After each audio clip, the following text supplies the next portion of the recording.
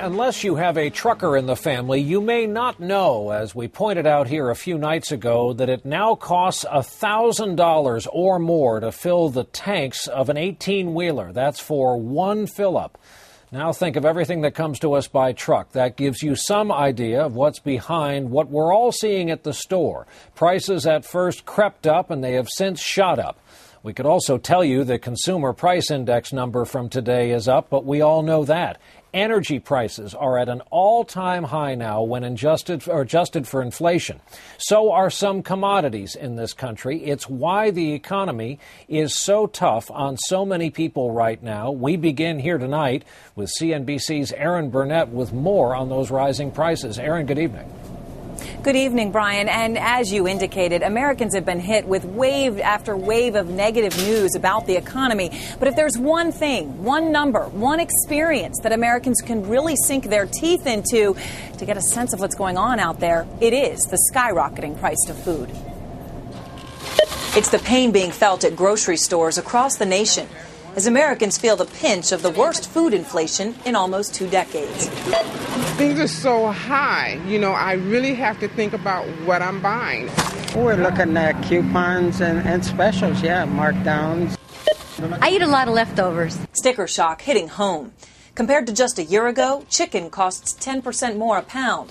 A gallon of whole milk, 25% more. A loaf of bread, around 16%. And a dozen eggs, now a whopping 35% pricier.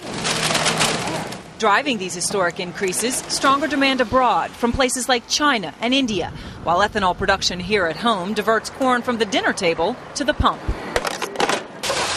That pushes up the cost of corn.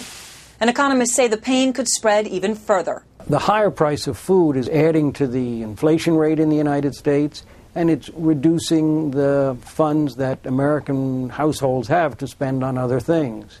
So the real standard of living is being held back.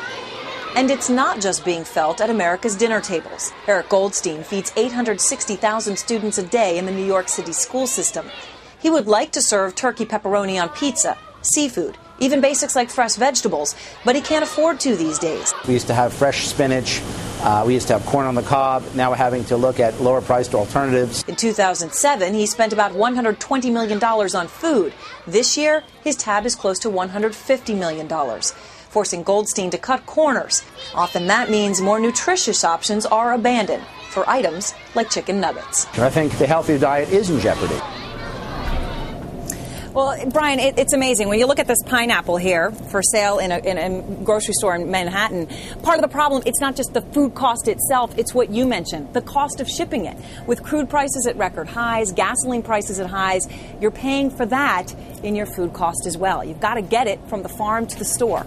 All of that adds to the surge in prices. Back to you. All right, Aaron Burnett starting us off on the economy tonight. Aaron, thanks.